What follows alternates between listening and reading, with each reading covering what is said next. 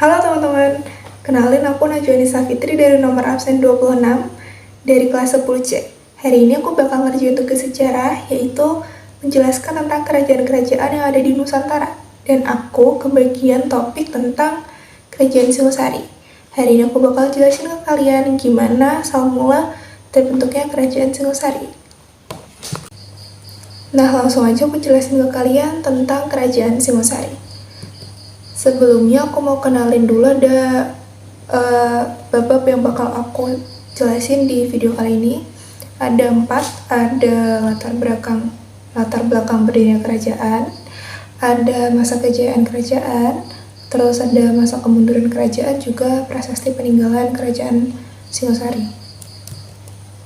Sebelum kita masuk ke bab yang pertama, aku mau kasih gambaran nih tentang kerajaan Singosari. Jadi, kerajaan Singosari itu adalah kerajaan yang didirikan oleh Ken Arok pada tahun 1222 Masehi dengan cara kerajaan adalah Hindu-Buddha.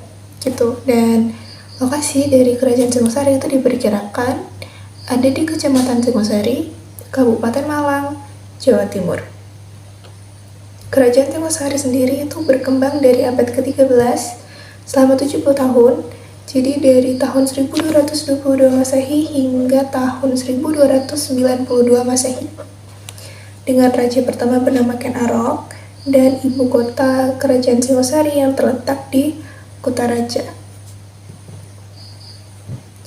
Kita masuk ke bab latar belakang. Nah, di latar belakang ini aku bakal jelasin ke kalian tentang gimana sih asal mulanya kerajaan Singosari ini bisa berdiri. Dari kerajaan Singosari, dari sejarahnya, yang paling terkenal adalah kisah tentang Ken Arok dan Ken Dedes. Jadi dari kisah mereka lah kerajaan Singosari itu terbentuk. Sebelumnya aku mau kenalin dulu siapa itu Ken Arok dan siapa itu Ken Dedes. Ken Arok itu dulunya adalah seorang prajurit yang mengabdikan diri ke Aku Tumapel, yaitu Tunggul Ametung, yang merupakan suami dari Ken Dedes.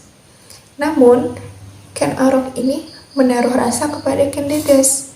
Akhirnya, Ken Arok membunuh Tunggul Ametung menggunakan keris sebu gandrung supaya bisa memperistri Ken Dedes, juga bisa naik tahta sebagai Raja Tumapel pada saat itu. Nah, upaya yang dia lakukan akhirnya berhasil. Ia berhasil membunuh Tunggul Ametung. Ia pun naik tahta dan memperistri Ken Dedes. Tapi setelah apa yang didapat, udah memperistri Ken Dedes, sudah dapat jabatan jadi Aku Tumapel saat itu, tapi dia masih tetap nggak puas. Dia masih ngerasa kurang. Akhirnya dia mengumpulkan dukungan-dukungan dari para Brahmana buat menyerang kerajaan Kediri. Nah, upaya dia yang kali ini juga berhasil. Dia berhasil menaklukkan kerajaan Kediri yang saat itu dipimpin oleh Raja Kertajaya. Ken Arok itu menjadi raja pertama di kerajaan Tumapel, atau yang kita lebih akrab dengar atau lebih tahu dengan nama kerajaan Singosari. Dia sebagai raja pertama dengan gelar Sri Rangga Rajasa Amurabumi, dan dia diangkat sebagai raja pada tahun 1222 Masehi.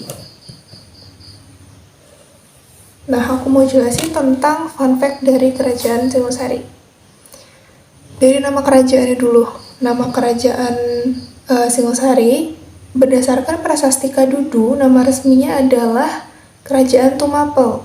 Nah, nama Tumapel ini juga pernah muncul di surat kabar Tiongkok Dinasti Yuan dengan ejaan Tumapan. Lalu yang kedua ada fun fact tentang nama ibu kotanya nih. Jadi di tahun 1253, Raja Wisnuwardana itu mengangkat putranya yaitu Kertanegara sebagai putra mahkota dan mengganti nama ibu kota kerajaan menjadi Singosari. Jadi Singosari itu merupakan nama ibu kotanya, bukan nama kerajaan. Tapi kita lebih akrab dan lebih familiar dengan nama kerajaan Singosari. Terus yang ketiga, ada fun fact tentang wilayahnya nih. dari daerah yang kecil menjadi kerajaan.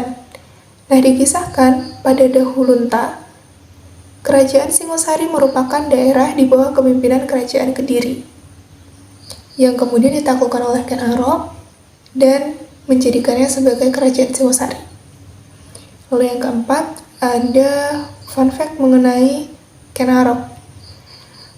Pada Pararaton itu menyebutkan bahwa Ken Arok yang merupakan prajurit setia Aku Tumapel membunuh majikannya untuk mendapatkan tahta dan membunuh seorang raja menggunakan keris Empu Gandrung. Lalu kita masuk ke masa kejayaan kerajaan Singosari. Masa kejayaan ini tuh terjadi pada masa kepemimpinan Raja Kertanegara. Antara lain masa kejayaannya itu pada masa pemerintahan Raja Kertanegara tahun 1272 hingga 129 Masehi. Terus gagasan Raja Kertanegara yang paling terkenal itu adalah ingin menyatukan seluruh Nusantara di bawah kekuasaan Singosari. Cita-citanya dikenal dengan nama Cakrawala Mandala Dwipantara. Nah, wilayah kekuasaan kerajaan Singosari itu luas sekali, mencangkup Jawa Madura, Nusa Tenggara, Bali, Kalimantan, Sulawesi, Melayu, Maluku, dan Semenanjung Melayu. Pada masa pemerintahan Raja Kertanegara juga, pada sektor perdagangan dan pelayaran itu tuh berkembang pesat. Kerajaan Singosari berhasil menguasai jalur perdagangan dari Selat Malaka hingga ke Kepulauan Maluku. Nah, aku mau jelasin sekarang tentang raja-raja yang pernah berkuasa di kerajaan Singosari. Raja pertama itu adalah Ken Arok. Ken Arok itu merupakan anak dari seorang petani dengan ibu bernama Ken Endok. Dan melalui loh gawe, Ken Arok itu diabdikan sebagai prajurit Aku Tumapel, saat itu adalah Tunggul Ametung. Lalu Ken Arok itu justru membunuh Tunggul Ametung untuk memperistri Ken Dedes. Lalu setelah itu semua terjadi, dia masih merasa tidak puas. Dia pun melakukan penyerangan terhadap kerajaan Kediri dalam pertempuran Genter di dekat Pujon, Malang. Ken Arok itu memiliki dua istri, yaitu Ken Dedes dan Ken Umang. Anak Ken Arok dengan Ken Dedes adalah Mahesa Wongateleng, hanya satu putra. Namun anak Ken Arok dengan Ken Umang ada 3 putra dan 1 putri, yaitu Panji Tohjoyo, Panji Sudato, Panji Werkola, dan Dewi Rambi. Lalu raja kedua yang berkuasa di kerajaan Singosari adalah Anusapati. Anusapati ini berkuasa selama 21 tahun. Namun pada akhir kekuasaannya, dia bukan berakhir karena dia meninggal karena sudah tua, tapi dia berakhir masa kepemimpinannya karena dibunuh oleh Tohjaya akibat dendamnya terhadap Anusapati yang telah membunuh Ken Arok pada saat itu untuk merebut tahta, seperti itu. Setelah Anusapati ini meninggal, dia dicandikan di Candi Kidal. Anusapati meninggalkan 1 putra, yaitu bernama Ronggowuni. Nah, raja ketiga yang berkuasa di kerajaan Singosari adalah Tohjoyo. Tohjoyo ini juga naik tahta karena membunuh Anusapati. Namun pada masa kekuasaannya nih, Ronggowuni itu merasa dia berhak atas tahta, merasa berhak untuk menjadi raja gitu daripada Tohjoyo. Ronggowuni pun dibantu oleh Mahesa Cempaka, putra Mahesa Wongkoteleng, untuk menghadapi Tohjoyo untuk berperang gitu dengan pihak Tohjoyo. Dan Tohjoyo pun mengirim pasukan Lembu Ampal untuk menghadapi serangan dari Ronggowuni. Namun yang tadinya Lembu Ampal itu membela Tohjoyo justru berbalik untuk membela Ronggowuni. Akhirnya peperangan ini pun dimenangkan oleh pihak Ronggowuni. Akhirnya Ronggowuni pun naik tahta dan menjadi raja selanjutnya. Tapi Tohjoyo itu masih bisa selamat, masih bisa kabur dari perang ini. dan Tohjoyo meninggal karena luka-luka akibat perang. Namun ia sudah sempat untuk melarikan diri. Lalu raja keempat yang berkuasa adalah Ronggowuni. Raja Ronggowuni ini memiliki gelar Sri Raja Wisnuwardana. Dan pada masa pemerintahannya, masyarakat di Singosari itu tuh hidup dengan bertani dan berdagang. Ronggowuni juga membangun benteng pertahanan di Canggurlor. Beliau meninggal pada tahun 1268 Masehi dan dicandikan di 2 tempat, yaitu sebagai Siwa di Waleri dan sebagai Buddha di Amogapasa di Jajago atau kita kenal sebagai Candi Jago. Raja terakhir yang berkuasa di kerajaan Singosari yaitu Raja Kertanegara. Beliau naik tahta pada tahun 1268 dan bergelar Sri Maharajadiraja Sri Kertanegara. Lalu pada masa kepemimpinannya Raja Kertanegara, beliau terkenal dengan cita-citanya ingin menjadikan Singosari sebagai kerajaan yang besar. Lalu setelah beliau meninggal, beliau pun dicandikan di Candi Jawi. Setelah Kertanegara ini meninggal, maka berakhir juga masa kerajaan Singosari. Nah, aku mau jelasin tentang upaya-upaya yang dilakukan oleh Raja Kertanegara untuk mewujudkan cita-citanya, yaitu Singosari sebagai kerajaan yang besar. Ada 4 poin utama, yaitu ekspedisi ke Malayu, pemantapan struktur pemerintahan, penyebaran agama, dan ekspansi wilayah. Kita bahas dari poin pertama, yaitu ekspedisi ke Malayu.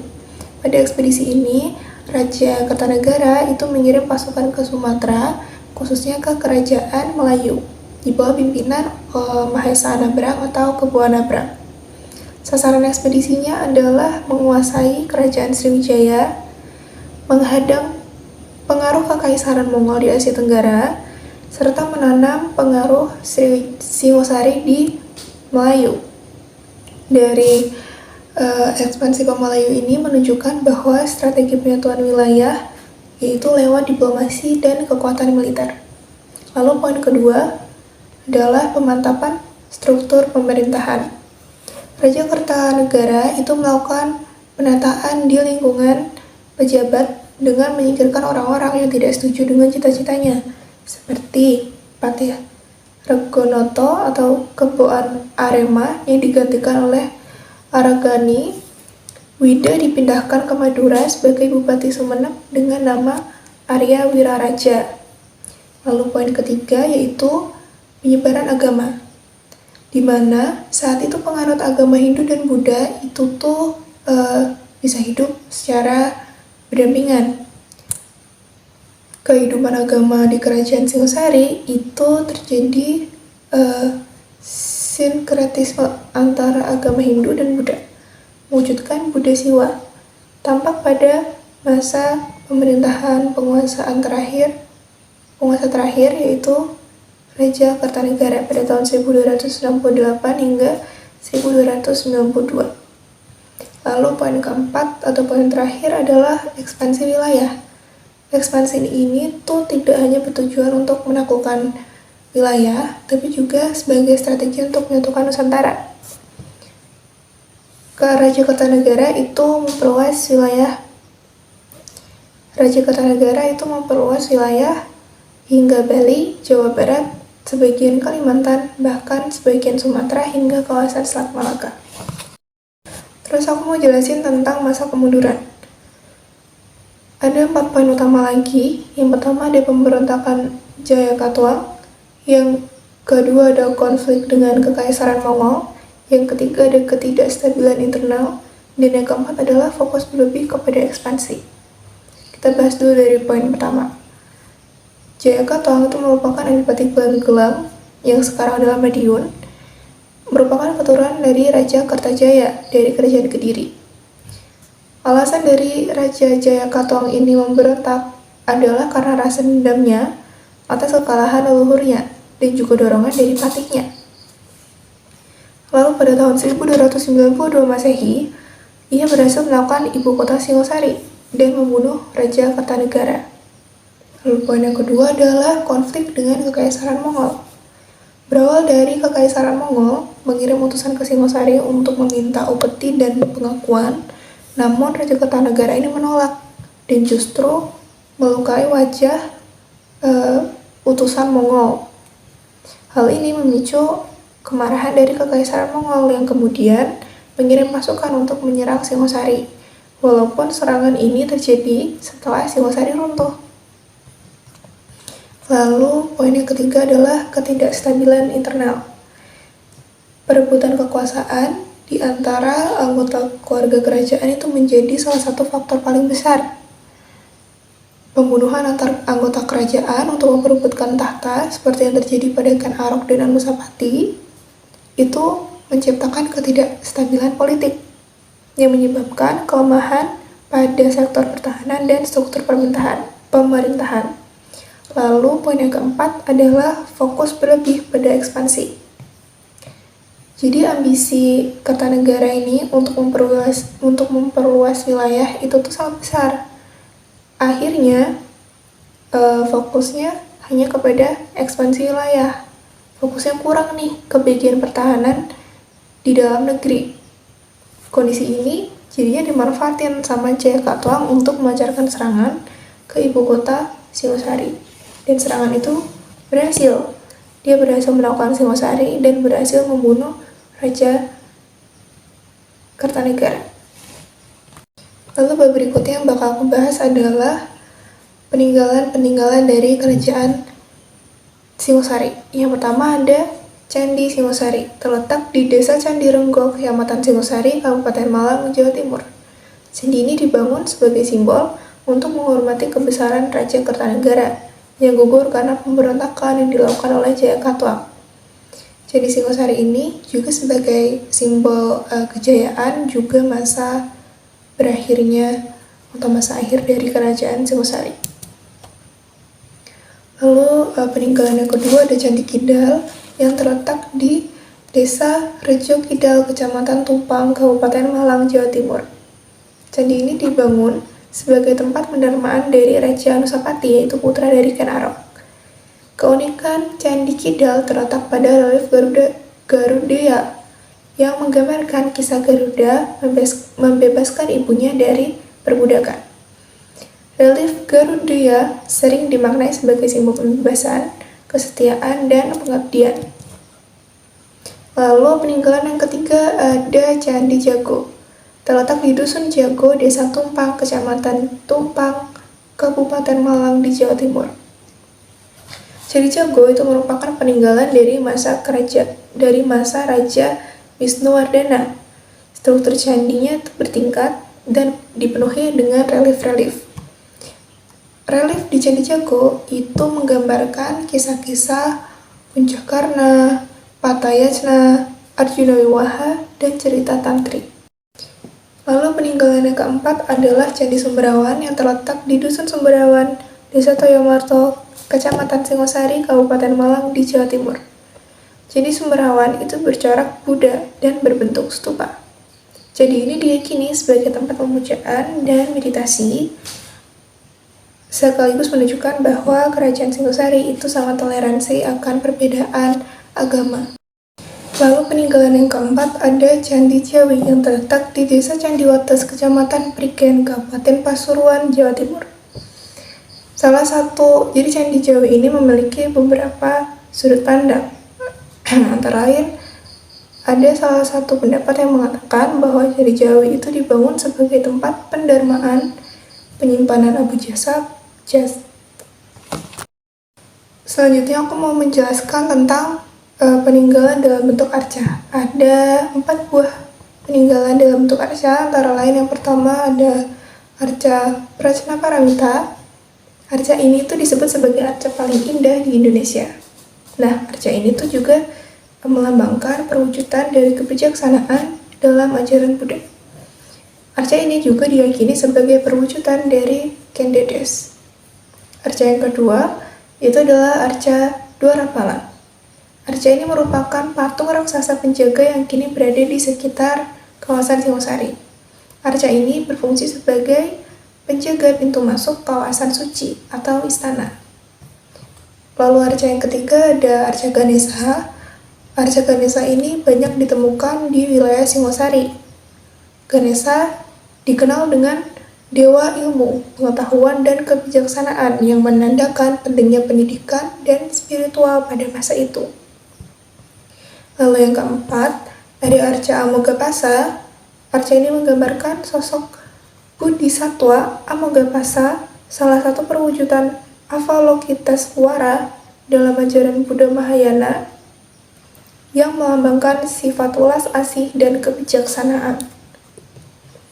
Lalu selanjutnya ada peninggalan dalam bentuk prasasti, ada 3. Yang pertama antara lain prasasti Mula Malurung.